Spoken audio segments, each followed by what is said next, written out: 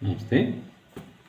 ఇప్పుడు మంతిని సత్యనారాయణరాజు గారి డాక్టర్ మంతిని సత్యనారాయణరాజు గారి సుఖజీవన సోపానం మొదటి భాగంలో మహా అద్భుతం మానవ యంత్రం చక్కగా విచారం చూద్దాం.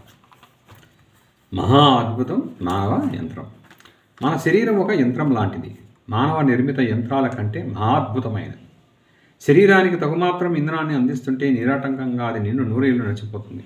ఇలా నిరంతరంగా పనిచేస్తూ ఏదైనా ఇబ్బంది వచ్చినా తనని తాను బాగు చేసుకుని నడిచే యంత్రం మానవ యంత్రం తప్ప మరొకటి లేదు. ఈ యంత్రంలోని ఒక భాగాన్ని దాని పనితీరును గమనిస్తే భగవంతుని మహిమ బోధపడుతుంది. గుండె గుప్పెడు పని గంపెడు. గుండె గుప్పెడు పని గంపెడు. మన శరీర అవయవాల్లో అతి ముఖ్యమైనది గుండె. ఎవరి గుండె వారి పిడికలంత ఉంటుంది. దీని కండరాల పనితీరు అద్భుతం. గుండె తనంతట తానుగా నిమిషానికి 72 సార్లు కొట్టుకుంటూ తడవకు 90 నుంచి 100 మిల్లీలీటర్ల రక్తాన్ని పంపు చేస్తూ ఉంటుంది. 24 గంటల్లో 10,000 లీటర్ల రక్తాన్ని పంపు చేస్తుంది. అంటే ఒక పెద్ద లారీ ట్యాంకుడు రక్తాన్ని రోజుకు చిమ్ముతూ ఉంటుంది.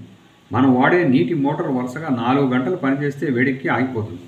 మరి 2 సంవత్సరాలు వాడేసరికి దానిలోని భాగాలు అరిగిపోతాయి. మరి గుండె కండరాలు 100 ఏళ్ళు పనిచేసినా వేడెక్కవు, అరగవు, విశ్రాంతిని కోరవు. దానికి కావలసిన శుభ్రమైన గాలి, మంచి ఆహారం అందిస్తే మన ప్రమేయం లేకుండా గుండె తన పని తాను చేసుకుపోతుంది. శరీర అవసరాలకు తగ్గట్టు మన పనితీరును నియంత్రించుకుంటుంది. ఏదైనా అనారోగ్యం చేసినప్పుడు ఆయా భాగాలను బాగు చేయడానికి గుండె ఎక్కువగా పనిచేస్తుంది. వ్యాయామం చేయకుండా కొవ్వు పదార్థాలు ఎక్కువగా సేవిస్తే గుండెకు ఇబ్బంది కలుగుతుంది. లక్షలు ఖర్చు పెట్టి దానికి మరమ్మతులు చేయించాల్సి వస్తుంది. గుండె పనికి మనం ఆటంకం కలిగిస్తే అది మొరాయిస్తుంది. అప్పుడు మనం దాన్ని చేత్తో పట్టుకొని దీని చేత పని చేయించండి అంటూ వైద్యుల దగ్గరకు పరిగెత్తాల్సి వస్తుంది. మనకు తెలుసు గుండె ఆగితే ఈ బండి ఆగుతుందని, అయినా కానీ దాని నిర్లక్ష్యంతో అశ్రద్ధ చేస్తాం. 2 ఊపిరితిత్తులు. గుండె తర్వాత ముఖ్యమైన శరీర భాగాలు 2 ఊపిరితిత్తులు. ఇవి మన దేహానికి ప్రాణశక్తిని అందిస్తాయి. నిమిషానికి సుమారు 18 సార్లు స్పందిస్తూ తడవకు 1/2 లీటర్ చొప్పున గాలిని అందిస్తూ రోజుకు 26,000 సార్లు సంకోచ వ్యాకోచాలతో స్పందిస్తూ ఉంటాయి. నిమిషానికి సుమారు 18 సార్లు స్పందిస్తుంది. గుండె 72 సార్లు అయితే ఇది 18 సార్లు. తడవకి 1/2 లీటర్ చొప్పున గాలిని అందిస్తాయి. రోజుకి 26,000 సార్లు సంకోచ వ్యాకోచాలతో స్పందిస్తూ ఉంటాయి. శరీర అవసరాలకు తగ్గట్టు వాటి పనితీరును మార్చుకుంటూ ప్రాణశక్తిని కావలసినట్టు అందిస్తూ ఉంటాయి ఈ ఊపిరితిత్తులు. మన ఆయుర్దాయం అంతా మనం పీల్చుకునే గాలి మీద ఆధారపడి ఉంటుంది. ఎంత స్వచ్ఛమైన గాలిని అందిస్తే అంత ఎక్కువగా ఊపిరితిత్తుల్లో రక్తం శుభ్రపడుతుంది. ఆక్సిజన్ శాతం ఎంత ఎక్కువగా ఉంటే మనసుకు అంత ఉత్సాహం కలుగుతుంది. గాలిని నిగ్రహించగలిగితే మనకు నిగ్రహం పెరుగుతుందని, పీల్చే గాలిలో దుమ్ము, ధూళి, రోగక్రిములు లాంటివి ఉంటే ఊపిరితిత్తులకు హాని కలుగుతుంది. దుమ్ము, ధూళి, రోగ క్రిము, వైరస్ క్రిములు నన్ను నిరోధించడం కొరకు ముక్కులో వెంట్రుకలు తర్వాత జిగురు పొరలు, వెంట్రుకలను తప్పించుకొని వెళ్ళిన దుమ్ము అంటుకొనడం, చివరిగా చెడు క్రిములను చంపి గ్రంథులను పెట్టి వీటి ద్వారా భగవంతుడు మన 2 ఊపిరితిత్తులను నిరంతరము కాలుష్యం నుండి రక్షించుతున్నాడు. మన వాహనాలకు వాడే ఎయిర్ ఫిల్టర్లను సంవత్సరం తిరగకుండానే కొత్తవి మార్చవలసిన పరిస్థితి కలుగుతుంది. ఈ ఎయిర్ ఫిల్టర్లు గాలిని శుభ్రం చేసి మలినాలను ఆకట్టుకుంటాయి. మన ఊపిరితిత్తులు అయితే గాలిని శుభ్రం చేసి మలినాలను, విష పదార్థాలను విసర్జిస్తాయి. మనం కోరికలను చంపుకోలేక రుచులను తిన్నందుకు తయారైన రొంప, శ్లేష్మం మొదలైన వాటి నుంచి ఊపిరితిత్తులను కాపాడటం కొరకు తుమ్ము, దగ్గులను పెట్టాడు. తుమ్ము, దగ్గు రూపంలో రొంప కళ్ళెను బయటకు విసర్జింప ప్రయత్నిస్తుంటే తెలివైన మనిషి పాలకొంగ మీద నీళ్లు చల్లినట్టు తుమ్ము, దగ్గులను ఆపడానికి మందులు వేసి రోగాలకు పునాది వేసుకుంటున్నాడు. మనం ఇలా చేయడం వల్ల మన ఊపిరితిత్తులకు చెడును శుభ్రం చేసే అవకాశం లేకుండా పోతుంది. అందువల్ల ఊపిరితిత్తులు రోగాలకు గురి అవుతున్నాయి. వీటికి తోడు శరీరం లావు, పొట్టల బరువులు పెరగడం వల్ల ఊపిరితిత్తులకు భారం అవుతుంది. శరీరం లావు, పొట్టల బరువులు పెరగడం వల్ల ఊపిరితిత్తులకు భారం అవుతుంది. శుభ్రమైన పరిసరాల్లో పచ్చని చెట్ల మధ్య జీవించే వారికి క్షయ వంటి ఊపిరితిత్తుల జబ్బులు రావు. ఫ్రిడ్జ్లో నిల్వ చేసిన చల్లటి పదార్థాలు, స్వీట్స్ మొదలైన వాటి వల్ల రొంప, శ్లేషం ఎక్కువ కలుగుతాయి. ఫ్రిడ్జ్లో నిల్వ చేసిన చల్లటి పదార్థాలు, స్వీట్స్ మొదలైన వాటి వల్ల రొంప, శ్లేష్మము ఎక్కువ కలుగుతాయి. చుట్టా, బీడీ, సిగరెట్టు, ముక్కు పొడంలా మొదలైనవి ఊపిరితిత్తులకు ఎంతో హాని చేస్తాయి. ప్రతిరోజు ఉదయం సాయంత్రం ప్రాణాయామం చేయడం, జరుగుతున్న శ్వాసక్రియను నిరంతరం మనసుతో గమనిస్తూ ఉండడం అభ్యాసం చేయాలి. ఇందువల్ల మనసుకు ప్రశాంతత, దేహానికి ఆరోగ్యం తప్పక కలుగుతాయి. నెక్స్ట్ మూడవది ఏంటి? మూత్రపిండాలు. గుండె, ఊపిరితిత్తులు. ఇప్పుడు మూడవదే మూత్రపిండ. మనిషికి ఉండే 2 మూత్రపిండాలు రోజుకి 180 లీటర్ల నీటిని వడకడతాయి. శరీరంలో ఉండే వ్యర్థ పదార్థాలను మూత్రం ద్వారా విసర్జించి రక్తాన్ని శుభ్రపరుస్తూ మనల్ని కాపాడుతున్నాయి. వీటిని మనం మంచి అలవాట్లతో కాపాడుకోగలిగితే ఇవి అవిశ్రాంతంగా ఆయుష్ ఉన్నంతకాలం పనిచేస్తాయి. కిడ్నీలు వడకట్టే 180 లీటర్ల నీటిలో దేహానికి ఉపయోగపడే పదార్థాలు రక్తం ద్వారా దేహానికి అందింపబడగా వ్యర్థమైన యూరియా, మినరల్స్, సాల్ట్ మొదలైనవి మూత్రం ద్వారా విసర్జింపబడుతున్నాయి. మూత్రపిండాలు ఒక విధంగా వాటర్ ఫిల్టర్లో ఉండే క్యాండిల్స్తో పోల్చదగినవి. క్యాండిల్స్ వీటిని వడగట్టి మలినాలను ఆకట్టుకుంటాయి. కిడ్నీలు మనం త్రాగే నీటిని శుభ్రపరిచి మలినాలను విసర్జిస్తాయి. క్యాండిల్స్ సంవత్సరం తిరగకుండానే పాడైపోతాయి. కిడ్నీలు దేవుడిచ్చినవి కనుక మనం పాడు చేసుకుంటే తప్ప పాడు కావు. త్రాగుడు, ఉప్పు ఎక్కువ తినడం, నీరు తక్కువ తాగడం, మాంసాహారం ఎక్కువ తినడం, అవసరానికి మించి భుజించడం మొదలైన దురభ్యాసాల వల్ల, మాంసాహారం తినడం, అవసరానికి మించి భుజించడం మొదలైన దురభ్యాసాల వల్ల కిడ్నీలు పాడవుతాయి. అప్పుడు వేలు లక్షలు పోసి ఎవరెవరినో బ్రతిమాలి కిడ్నీలను కొనుక్కొని అమర్చుకోవాల్సి వస్తుంది. పశువులు, జంతువులు అవి తీసుకునే ఆహారంలో దుమ్ము, ధూళి, మట్టి ఉన్న శుభ్రం లేని ఆహారాన్ని తిన్నప్పటికీ వాటి కిడ్నీలు ఏ జబ్బులు లేకుండా ఆయుష్ ఉన్నంతకాలం ఆరోగ్యంగా పనిచేస్తాయి కదా. మరి మనిషి కాచి వడగట్టిన నీరు త్రాగినా, కడిగి శుభ్రం చేసి వండిన ఆహార పదార్థాలను తీసుకున్న మూత్రపిండాలలో రాళ్ళు, రోగాలు, కిడ్నీలు పూర్తిగా చెడిపోవడం మాత్రం తప్పడం లేదు. దీనంతటికీ కారణం ఏమిటి? మనస్సు ఉండడమే. ఒక్క మనసు తోడున్నది సకలం తిక్కబెట్టి నరులు తెలియలేరు అని వేమన మాటలో అక్షరాలు నిజమే. ఒక్క మనసు తోడునున్నది సకలము తిక్కబట్టి నరులు తెలియలేరు. బుద్ధిజీవి అయిన మనిషి తన అవయవాలకు కల్పించినంత శ్రమ, బాధను సృష్టిలో ఏ ప్రాణి కలిగించదేమో. అనవసరమైన రుచులను తిని అవసరమైన నీటిని త్రాగకపోవడం వలన ఇన్ని అనర్థాలను కోరి తెచ్చుకుంటున్నాడు. మనం త్రాగే నీటిని బట్టి కిడ్నీల కష్టసుఖాలు ఆధారపడి ఉంటాయి. ఇంత అద్భుతమైన శక్తి గల అవయవాలను మనం శ్రద్ధ పెట్టి కాపాడుకోగలిగితే అదే 10,000. నెక్స్ట్ ఉన్నది కాలేయం. కిడ్నీ తర్వాత కాలేయం, లివర్. శరీరం లోపల ఉండే అవయవాలు అన్నింటిలోకి పరిమాణంలో ఎంతో పెద్దది కాలేయం. దీనినే లివరు అంటారు. ఇది సుమారు 3-4 పౌండ్ల బరువు ఉంటుంది. దీని నుండి పైత్యరసం అంటే బైల్ ఉత్పత్తి అయ్యి జీర్ణశక్తికి దోహదం చేస్తుంది. ఇది అవయవాలలో ఎలా పెద్దదో అలాగే అన్ని అవయవాల కంటే ఎక్కువ పని చేస్తుంది.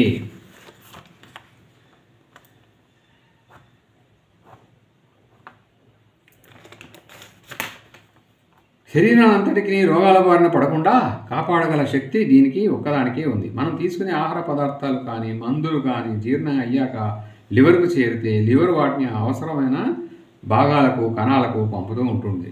కొంత రక్తాన్ని ఎప్పుడూ నిల్వ చేసుకొని అత్యవసరాలకు ఆయా భాగాలకు సర్దుతూ ఉంటుంటుంది. మనం తినే ఆహార పదార్థాల్లో వచ్చిన విషాలను కానీ, దేహంలో తయారైన విషక్రిములను కానీ ఇది సంహరించవలసిందే. ఈ లివర్ శక్తివంతంగా ఉంటే మనం ధైర్యంగా, ఆరోగ్యంగా ఉండగలుగుతాం. మనల్ని ఇలా నిరంతరం కాపాడే లివర్ను మనమే బలహీనం చేసుకుంటున్నాం రుచుల ద్వారా. ఎక్కువ కొవ్వు పదార్థాలను, నూనె, నెయ్యి, తీపి వస్తువులు తినడం ద్వారా దీనికి భారం పెరుగుతుంది. విరేచనం సాఫీగా అవ్వకపోవడం వలన రాత్రికి 9 నుంచి 10 గంటలకు ఆహారం తిని 9 నుంచి 10 గంటల మధ్య ఆహారం తిని పడుకోవడం వలన, పగలు మొదలు రాత్రి వరకు విశ్రాంతి లేకుండా ఆహార పదార్థాలను తినడం వలన, పవర్ గల మందులను వాడటం వలన, పొగ త్రాగడం వలన, మాంసాహారం వల్ల, మద్యపానం, మత్తు పదార్థాల వల్ల ఈ లివర్ తొందరగా పాడైపోతుంది. కాలేయం అంటే లివర్ సరిగా పనిచేయకపోతే మనిషికి తిన్నది వంట పట్టదు. తద్వారా తరచు జ్వరాలు, జీర్ణకోశ వ్యాధులు, కామర్ల వంటి వ్యాధులు వస్తూ ఉంటాయి. లివర్కు వచ్చిన జబ్బులు, కాలేయంకు వచ్చిన జబ్బులు త్వరగా తగ్గాలంటే ద్రవాహారాలతో ఉపవాసం చేస్తూ ఉంటే తాను బాగు చేసుకుంటుంది. ఈ విధమైన విశ్రాంతి ద్వారా మన లివర్ ఎప్పుడు ఆరోగ్యంగా శక్తివంతంగా ఉండాలంటే రుచులు లేని ప్రకృతి సిద్ధమైన ఆహారాలను తీసుకుంటూ లివర్కు శ్రమ కలగకుండా చూడటమే మార్గం. ఈ విధముగా మనం లివర్ను కాపాడితే అది మనలను కాపాడుతుంది. స్నానం ద్వారా పై దేహం ఎంత శుభ్రంగా అవుతున్నదో అలాగే ఆరోగ్యవంతమైన లివర్ ద్వారా లోపల దేహం శుభ్రమవుతుంది అనడంలో సందేహం లేదు. కాలేయం వలన, లివర్ వలన. నెక్స్ట్ ఇంపార్టెంట్, కండరాలు, రక్తనాళాలు. ఇవి గుండె నుండి రక్తాన్ని శరీర భాగాల నుండి గుండెకు చేరుస్తుంటాయి. రక్తనాళాలు, ధమనులు, సిరులు అని రెండు రకాలు. రక్తనాళాలు, ధమనులు, సిరులు అని రెండు రకాలు. ధమనులు శుభ్రపరిచిన రక్తాన్ని గుండె నుండి అవయవాలకు చేరుస్తాయి. ధమనులు ఏం చేస్తాయి? శుభ్రపరిచిన రక్తాన్ని గుండె నుండి అవయవాలకు చేరుస్తాయి. సిరలు ఏం చేస్తాయి? సిరలు మలినపడ్డ రక్తాన్ని గుండెకు చేరుస్తాయి అవయవాల నుంచి. ఇవి శాఖోపశాఖలుగా చేరి శరీరం అంతా విచిత్రంగా అలుకొని ఉంటాయి. ఇవి సాగే గుణం కలిగి తెగినప్పుడు అతుక్కుపోయే గుణాన్ని కూడా కలిగి ఉంటాయి. ఒక రక్తనాళం ఏ కారణం చేతనైనా పనిచేయకపోతే వెంటనే ప్రక్క నుంచి మరెన్నో రక్తనాళాలు ఏర్పడి పనిచేస్తాయి. మన శరీరంలోని ప్రతి చిన్న పెద్ద రక్తనాళాలన్నిటిని నరాలను కలిపితే అవి సుమారు 60,000 మైళ్ళ పొడుగు ఉంటాయన్న సత్యం నమ్మశక్యంగా ఉందా? 60,000 మైళ్ళ పొడుగు ఉంటాయన్న సత్యం నమ్మశక్యంగా ఉందా? ఇవి అవిరామంగా 24 గంటలు పనిచేస్తూ మనల్ని ఆయుష్ ఉన్నంతకాలం ఆరోగ్యంగా ఉంచుతాయి. మనం వాటికి సహకరిస్తే ఏ రక్తనాళం పూడుకొని పోతే ఆ భాగం నొప్పి రావడం, తిమ్మిరి ఎక్కడం లేదా స్పర్శను కోల్పోవడం జరుగుతుంది. ఎక్కువ కొవ్వు పదార్థాలను తినడం, తక్కువ పీచు పదార్థాన్ని తినడం, నీటిని తక్కువ త్రాగడం, ఉప్పును ఎక్కువ తినడం వల్ల ఈ రక్తనాళాలు గట్టిపడి లోపల భాగాలు మూసుకొని పోతుంటాయి. ఇలాంటి ఇబ్బందులు రాకుండా ఆరోగ్యంగా బ్రతకాలి అంటే రక్తనాళాలకు హాని కలిగించే ఆహారాలను మానివేస్తే అవి శక్తివంతంగా 100 సంవత్సరాల నుంచి 100 సంవత్సరాలు కూడా మంచి స్పందనతో పనిచేస్తాయి. కండరాలు కూడా రెండు రకాలు. వాలంటరీ మజిల్స్, ఇవి మనస్సు యొక్క ఆధీనంలో ఉంటాయి. మన కదలికల్ని ఈ కండరాల వల్లే జరుగుతూ ఉంటాయి. ఇన్వాలంటరీ మజిల్స్, ఇవి దేహం లోపల మనస్సు యొక్క ప్రమేయం లేకుండా పనిచేసే గుండె, జీర్ణాశయము, మెదడు మొదలు శరీర భాగాల్లోని కండరాలు మనం నిద్రపోతున్నప్పటికీ తమ పని తాము చేసుకుపోతుంటాయి. ఈ రక్తనాళాలకు, కండరాలకు మనం హాని కలిగించినంత వరకు అవి తమ పనులు తాము చేసుకుపోతూ ఉంటాయి. మంచి ఆహారం ఇస్తూ చక్కని శరీర శ్రమ చేస్తే అవి ఎంతకాలమైనా అరిగిపోకుండా, కరిగిపోకుండా, తరిగిపోకుండా, సాగిపోకుండా పనిచేస్తాయి. ఇక నెక్స్ట్ ఏంటి? ఎముకలు. దేహానికి ఒక ఆకారాన్ని, గట్టిదనాన్ని, కదలికను ఇచ్చేవి ఎముకలు. దేహం యొక్క బరువునంతా మోస్తూ దేహానికి రక్షణ ఇస్తాయి ఎముకలు. తలకు దెబ్బ తగిలినా లోపలి భాగాలు పాడవకుండా గట్టిగా కవచంలా ఏర్పాటు చేయబడింది పుర్రె. అలాగే గుండెకు, ఊపిరితిత్తులకు స్థానాన్ని కల్పించి రక్షణనిచ్చేవి కూడా ఎముకలే. దేహం నిటారుగా నిలబడి ఉండడానికి, పక్కలకు కదలడానికి ఆధారమైనది వెన్నెముక. ఇంకా ఇలాగే ఎన్నో రకాలైన చిన్న పెద్ద ఎముకలు మన దేహంలో ఉన్నాయి. మనం ఎంత శ్రమ చేస్తే అంత ఎముకలకు శక్తి, గట్టిదనము పెరుగుతుంది. రుబ్బు రోళ్ళు వాడే కొద్దీ అరిగిపోతుంటాయి. కానీ మన ఎముకలను వాడే కొద్దీ అరగకపోగా సామర్థ్యం పెరుగుతుంది. ప్రమాదవశత్తు ఎముకలు విరిగినా మరలా వాటంతటవే అతుక్కుపోయే శక్తిని కలిగి ఉన్నాయి. కోట్ల రూపాయలు పెట్టి కట్టిన వంతెనలే కొంతకాలం బరువును మోసేసరికి కుప్పకూలిపోతున్నాయి. కానీ మన ఎముకలు 100 సంవత్సరాలు దేహాన్ని మోసి నడపడానికి వెనుకాడటం లేదు. భగవంతుడు మనకి ఇచ్చినది తరగని ఉక్కు ఎముకలను. ఇవి మనం తినే ఆహారం ద్వారా వృద్ధి చెందుతూ ఉంటాయి. మన ఆహార విహారాల్లో తేడా ఉంటే ఇవి పాడైపోతాయి. చిన్న చీమలు ప్రాకినందుకే బండరాలు అరిగిపోతూ ఉంటాయి. భగవంతుడిచ్చిన పళ్ళు, దంతాలు మాత్రం ఎన్నాళ్ళు ఎన్ని కొరికినా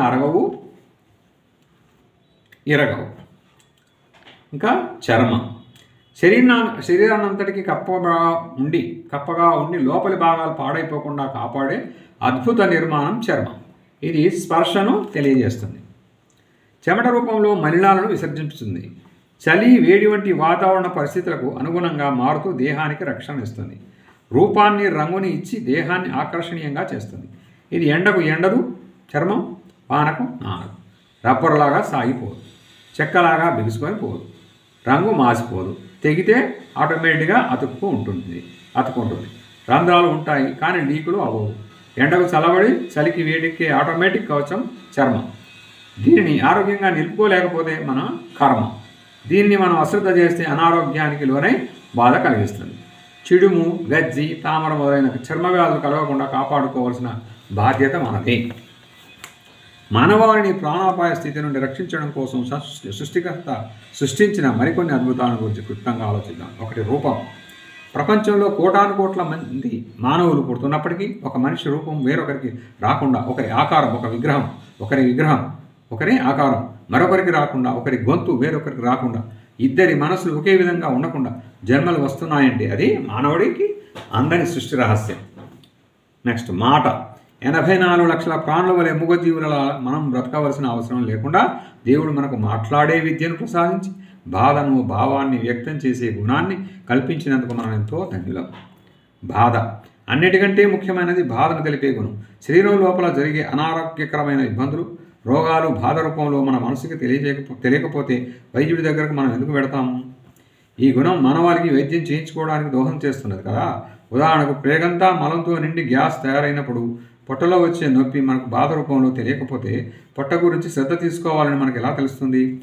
ఎక్కువ శాతం మనం వాడే మందులు ఈ బాధను తెలిపే గుణాన్ని అణచడానికే కానీ అసలు రోగానికి కాదు. ఇచ్చేది రోగం ఫలానా చోట ఉండదని చెప్పేదాని మీద చర్య తీసుకుంటే మనల్ని మనం మోసం చేసుకున్నట్టే. శత్రువుల దగ్గర నుండి రాయభారాన్ని మోసుకొని వచ్చిన వ్యక్తిని చంపుట రాజధర్మమా? ధర్మం కాదని అందరం వింటుంటాం కదా. అలా ధర్మం కాని పనినే మనం ఇక్కడ చేస్తున్నాం కదా. దూతను చంపి శత్రువును వదిలివేస్తున్నాం. ఇదే కలిధర్మం. బాధకు వైద్యం చేసి అసలు బాధకు కారణమైన రోగాన్ని వదిలివేస్తున్నాం. నిమిషాల మీద బాధను పోగొట్టుకోవాలన్న ఆలోచన మనిషికి ఉన్నంత కాలం రోగాల సంఖ్య పెరగడమే కానీ తరగదు. రోగాలు పెరిగితే ఆసుపత్రులు పెరుగుతాయి. ఆసుపత్రులను పెంచుకొనట అనాగరిక లక్షణం అని గాంధీ గారు అన్నారు. బాధ తెలిపే గుణం ఉన్నప్పుడే మనిషికి ఆరోగ్యం పట్ల పూర్తి శ్రద్ధ వహిస్తాడు. బాధలే భగవంతుడు. బాధలు పడని బ్రతుకు బాగుపడదు. బాధలు వినని మనస్సు శుభ్రపడదు. ఇక, నీటి ఒత్తిడి. శరీరంలో నీటి విలువ ఎప్పటికప్పుడు తగ్గకుండా వాతావరణాన్ని బట్టి స్వీకరణ, బహిష్కరణ కార్యక్రమాలను సక్రమంగా నిర్వహిస్తున్న మనలను ప్రాణాపాయ స్థితి నుండి కాపాడుతుంది. నీరు ఎక్కువైతే మూత్రం ద్వారా విసర్జించడం, తక్కువైతే దేహంలో దాహం వేసి నీరు త్రాగమని కోరడం సహజంగా జరిగిపోతుంటుంది. మన ప్రమేయం లేకుండా మన శరీరం ఎంత రోగగ్రస్తమైనప్పటికీ ఈ ధర్మాలు మనల్ని కాపాడుతూనే ఉంటాయి. ఇక, రక్తం గడ్డ కట్టడం. మనకు గాయాలు తెగినప్పుడు రక్తం కారుతుంటుంది. చిల్లు కుండలో నీరు నిలవదు కదా. రక్తం ధర్మం ప్రకారం గడ్డ కట్టుకోకపోతే వెంటనే మన జీవితం కూడా ఓటి కుండ అయిపోతుంది. లాలాజలం. భూమిలో నీరు ఊరినట్లు నోట్లో మన ప్రమేయం లేకుండా నిరంతరం మన అవసరాన్ని బట్టి లాలాజలం తయారవుతూ ఉంటుంది. ఈ లాలాజలం లేకపోతే మనం ఆహారాన్ని నమలలేము, మృంగలేము. నాలిక కదలికకు, మాట్లాడడానికి ఎప్పుడూ తేమను ఊరించి మనకు సహకరిస్తుంది. ఇక, జీర్ణాది రసాలు. ఆహారం మోతాదును బట్టి, అందులో ఉన్న పోషక పదార్థాలను బట్టి ఆహారాన్ని అరిగించడానికి జీర్ణాది రసాలు తయారు అవటం, అవసరం లేనప్పుడు, ఆహారం లేనప్పుడు రసాయన తయారీ ఆగిపోవడం మన అనుమతి లేకుండా జరుగుతుంది కదా. ఖాళీ ప్రేగు మీద యాసిడ్ తయారైతే ప్రేగులు పుళ్ళు పడి పోతాయి కదా. అది శరీరానికి గిట్టని ఆహార పదార్థాలను తిన్నప్పుడు లేదా ఆహారం సరిగా అరగనప్పుడు ఆ ఆహారాన్ని వాంతులు రూపంలో బయటకు నెట్టేసిన మన ప్రమేయం లేకుండా ప్రేగులను శుభ్రం చేసుకుని దేహాన్ని శుద్ధి చేస్తుంది. కళ్యాణం వచ్చినా కక్కు వచ్చినా ఆగదు అని అంటారు పెద్దలు. దైవాజ్ఞం ప్రకారం ఇవి నడుస్తున్నాయి కాబట్టి వీటిని మనం ఆపుకోలేము. ఇక, పొలమారడం. ఆహారం తింటున్నప్పుడు మాట్లాడుతుంటే ఒక్కోసారి అప్రయత్నంగా పదార్థాలు ఊపిరితిత్తులోకి వెళుతుంది. అంటే వెళ్లకుండా పొలమారడం ద్వారా వాటిని బయటకు నెట్టివేస్తుంది. ఈ విధంగా మన ఊపిరితిత్తులు రక్షిస్తుంది. పొలమారి అందులోకి పోకుండా చేస్తుంది. ఆహారం తింటున్నప్పుడు మాట్లాడుతుంటే ఒక్కోసారి అప్రయత్నంగా పదార్థాలు ఊపిరితిత్తులలోనికి వెళుతుంటే అలా వెళ్లకుండా పొలమారటం ద్వారా వాటిని బయటికి నెట్టివేస్తుంది. ఈ విధంగా మన ఊపిరితిత్తులను రక్షిస్తుంది. ఎక్కిళ్ళు. ఆహారాన్ని సరిగా నమలకుండా మిగినప్పుడు, రసంగా మారనప్పుడు ఆ ఆహార పదార్థం గాలి వెళ్ళే శ్వాసనాళానికి అడ్డుపడ్డప్పుడు ప్రాణశక్తిని ఆటంకం రాకుండా ఎక్కిలి రూపంలో ఆ పదార్థాన్ని కదిపి మనం నీరు త్రాగేటట్లు చేస్తుంది. తుమ్ము. మనం పీల్చుకునే గాలి ద్వారా ఏదైనా దుమ్ము ధూళి ముక్కును దాటి ఊపిరితిత్తులలోకి వెళ్ళే ప్రయత్నం చేస్తే వెంటనే దాన్ని నిరోధించడానికి తుమ్ములు వచ్చి వాటిని బయటకు నెట్టివేస్తున్నాయి. దేహం తనను తాను కాపాడుకున్నట్టు పెట్టుకున్న తుమ్మును మనం ఎక్కువసార్లు తుమ్మలేక మందులు వేసుకొని ఆపుతున్నాం. కానీ ఎక్కువ తుమ్ములు వస్తూ ఉంటే ఎంత ఎక్కువ చెడ్డ మనలో ఉన్నదని గ్రహించలేకపోతున్నాం. మన రోగానికి కారణమైన చెడుకు మందు వేయకుండా రోగాన్ని బయటకు నెట్టే తుమ్ముకు మందు వేస్తున్నాం. కొద్దిపాటి మత్తును కలిగించే మందును ఈ తుమ్ముకు వాడుతూ ఉండడం వలన ఈ మత్తు శరీరంలో చెడును విసర్జించడం ఆపుతుంది, అందువల్ల తుమ్ములు రావు. నెక్స్ట్, నోరు చేదు. ప్రేగులలో లివర్లో చెడ్డ పదార్థం ఎక్కువైనప్పుడు అవి రెండు విశ్రాంతిని కోరతాయి. మానవుడు వాటికి ఎప్పుడూ విశ్రాంతిని ఇవ్వడు కాబట్టి మనకు ఆహారం మీద వాంఛ లేకుండా నోరు చేదును పెట్టి సృష్టి పేగులకు విశ్రాంతిని ఆ విధంగా అందిస్తుంది.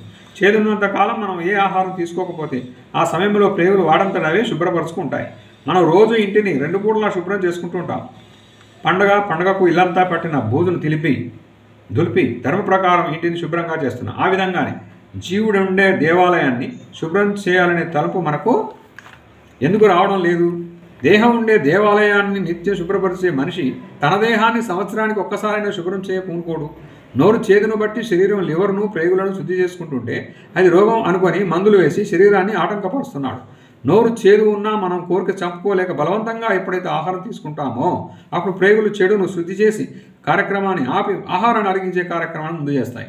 అనారోగ్యంగా ఉన్న ప్రేగులు సరిగా పనిచేయదు కాబట్టి ఆహారం తిన్నా అది సరిగా అరగక సక్రమంగా వంట పట్టదు. ఇటు రోగం తగ్గదు, పూర్తిగా అటు సరిగా తిన్నది ఉపయోగం ఉండదు. ఇది మనం చేసే పని. నెక్స్ట్, దగ్గు. శరీరం ఊపిరితిత్తులలో తయారైన కళ్ళను దగ్గు రూపంలో విసర్జిస్తూ ఊపిరితిత్తులను కాపాడుకుంటుంది. ఊపిరితిత్తులో తయారైన కళ్ళె వలన శ్వాసకు అవరోధం కలుగుతుంది. కళ్ళను ఊపిరితిత్తుల నుండి బయటకు నెట్టివేయడానికి మనకు భగవంతుడు అందించిన దివ్యమైన వరం దగ్గు. మనకు ఎన్నిసార్లు దగ్గు వచ్చినా ఆ దగ్గు కొంత కళ్ళని కలపడానికి లేదా కళ్ళను బయటకు తీయడానికి ఉపయోగపడుతుంది. సృష్టిలో ఇంకా ఏ ప్రాణికైనా కళ్ళె తయారవడం దగ్గు రావడం ఉన్నారా? ఎందుకని? అవి రుచిని ఎరగవు కాబట్టి దగ్గును ఎరగవు. రుచిని తినేటప్పుడు బాధ ఎరగని మనిషికి తగ్గేటప్పుడు బాధ గుర్తుకు వస్తుంది. పరోక్షంగా కళ్ళె అయినప్పటికీ ప్రత్యక్షంగా దగ్గు ఇబ్బంది పెడుతుంది. కాబట్టి దగ్గు రాకుండా మందు వేసుకొని ఉపశమనం పొందుతాం. దగ్గకుండా కళ్ళెను ఎక్కువ రోజులు ఊపిరితిత్తులలో నిల్వ ఉంచుకుంటే ఊపిరితిత్తులకు హాని చేస్తుంది. ఆ కళ్ళె ఇద్దరికి బంగారం పూత ఎంతకాలం నిలుస్తుంది? ముక్కు రొంప. శరీరం ముక్కు ద్వారా ముక్కు, తల, గొంతు భాగాల్లో తయారైన శ్లేష్మాన్ని శుభ్రపరచుకుంటుంది. మనకు తరచుగా గొంతు, సైనస్, ముక్కు పక్కలు, పై భాగాల్లో రొంపు, చిగురు పదార్థం తయారవుతూ ఉంటుంది. ఆ రొంప వినికిడికి, మాటకు, శ్వాసకు, ఆలోచనలకు మనసుకి, తలనొప్పులకు కారణమయ్యి ఇబ్బంది పెడుతూ ఉంటుంది. ఆ రొంపను ఈ భాగాల నుండి తుమ్ము ద్వారా కలిపి ముక్కు ద్వారా విసర్జిస్తుంది శరీరం. ఇది శరీర ధర్మం ఉన్న చెడు తొందరగా బయటకు పోతే తుమ్ముల ద్వారా ఇబ్బంది త్వరగా తగ్గుతుంది. రొంప అసహ్యమని ముక్కులోకి రాకుండా, తుమ్ములు రాకుండా మందు వేసి ఆపితే మిగతా భాగాలు దెబ్బతింటాయి. జలుబుకు మందు వేస్తే 7 రోజుల్లో పోతుంది. మందు వేయకపోతే వారం రోజుల్లో పోతుందని సామెత. నెక్స్ట్, విరోచనాలు. పెద్ద ప్రేగుల్లో హాని కలిగించే క్రిములు, బ్యాక్టీరియా వంటి సూక్ష్మజీవుల సంఖ్య పెరిగినప్పుడు వాటిని శరీరం నుంచి విరోచనాల రూపంలో నెట్టివేసి ప్రేగును శుభ్రపరచుకుంటున్నది. మనకు నీరసాన్ని తీసుకొని వచ్చినప్పటికీ పెద్ద ప్రేగును విరోచనాల ద్వారా రక్షిస్తుంది. జ్వరం. ఇది భగవంతుడు అన్ని ప్రాణులకు అందించిన మహావరం. శరీరాన్ని అంతటినీ శుద్ధి చేసేది జ్వరం. కొందరు జ్వరమే రోగం అనుకుంటారు. జ్వరం వేరు, రోగం వేరు. రోగాన్ని కలపడం కొరకు శరీరం పుట్టించే వేడే జ్వరం. ఇది సృష్టి ధర్మం. అన్ని ప్రాణులకు జ్వరాలు వస్తుంటాయి. మనలో ఎంత వ్యర్థ పదార్థం, రోగ పదార్థం ఉంటుందో అది పోయే వరకు జ్వరం ఉంటుంది. ఆ రోగ పదార్థం మనలో నుంచి విసర్జింపబడే వరకు జ్వరం ఉండాల్సిందే. మనకు కొద్ది రోజుల్లో జ్వరం వచ్చే అవకాశాలు ఉన్నట్లు కొన్ని సూచనలను మన మనస్సుకు చెబుతుంది బుద్ధి.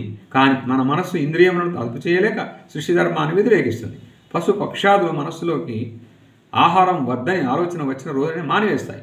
జ్వరం తగ్గి నోరు కమ్మగా ఉండి ఆకలైనప్పుడే మరలా తిరిగి ఆహారం తీసుకోవడం ప్రారంభిస్తాయి. అందువల్ల జ్వరం ఇబ్బంది వెంటనే తగ్గుతుంది. ఒక మనిషికి తప్ప మిగతా ప్రాణులంటికి 1-2 రోజుల్లో జ్వరం తగ్గిపోతుంది. ఎందువల్ల? అవి ఏ పుణ్యం చేశాయంటారా? ప్రకృతిని అనుసరించడమే అవి చేసుకుంటున్న పుణ్యం. జ్వరం వచ్చినప్పుడు ఆహారం వద్దని నోరు చేదు, నోటి దుర్వాసన. జ్వరం వచ్చినప్పుడు ఆహారం వద్దని నోరు చేదు, నోటి దుర్వాసన, లాలాజల గ్రంథులు లాలాజలాన్ని తయారు చేయకపోవడం, పనిచేయవద్దని శరీరం నొప్పులు చేయడం, మనసుకు కూడా విశ్రాంతినివ్వమని తలనొప్పిని కలిగించి శరీరాన్ని అంతటికీ విశ్రాంతినివ్వమని కోరుతుంది. కానీ మనిషికి శరీర ధర్మం కంటే వృత్తి ధర్మం ముఖ్యమని భావించే సమాజం ఇది.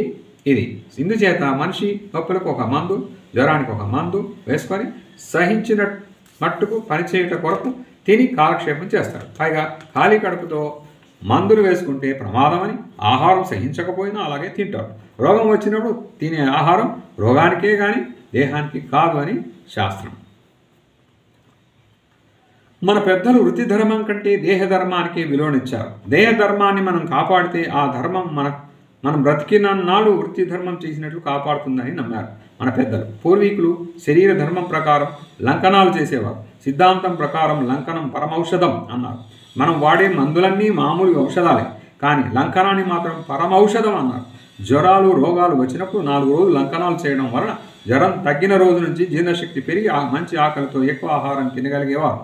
నిద్రపోయి లేచిన తర్వాత మనిషికి ఎంత శక్తి పెరుగుతుందో అలాగే లంకనాలు చేసిన తర్వాత కూడా దేహం బాగా శక్తివంతం అవుతుంది. లంకనాలు చేసేవారికి దీర్ఘ రోగాలు ఎన్నడూ రావు. లంకనాల ద్వారా శరీరంలో పేరుకున్న రోగం అంతా పూర్తిగా పోతుంది. కాబట్టి ఇక దీర్ఘరోగానికి పునాది మిగలదు. సృష్టిలో అన్ని ప్రాణులు ఈ పరమౌషధాన్ని ఉపయోగించుకుంటూ జీవిత గమ్యాన్ని చేరుకుంటున్నాయి. ఈ అవయవాలన్నీ 24 గంటలు మనల్ని రక్షించడానికి విరామం లేకుండా కృషి చేస్తుంటే మనిషి మాత్రం ఒక్క క్షణమైనా వీటి గురించి, దేహం గురించి ఆలోచించలేకపోతున్నాడంటే ఎంత ఆశ్చర్యం కనిపిస్తుంది. ఇంత మూర్ఖత్వంగా మనం అందరం ప్రవర్తిస్తున్నామంటే మనకు మనసు ఉండి ప్రయోజనం ఏమిటి? అందువల్లే భగవంతుడు మనిషికి ఇన్ని రకాల రోగాలు బాధలు పుట్టించి బ్రతికుండగానే అన్నిటినీ అనుభవించేటట్టు చేస్తున్నాడు. ఇది రోగధర్మం. ఈ విధమైన శరీరాన్ని మనకి ఇచ్చి ఇన్ని రకాలుగా నిరంతరం మనల్ని కాపాడుతూ 100 ఏళ్ళు బ్రతికే అవకాశాన్ని మనకు కలిగించిన భగవంతునికి మనం ఎప్పుడూ కృతజ్ఞులమై ఉండాలి.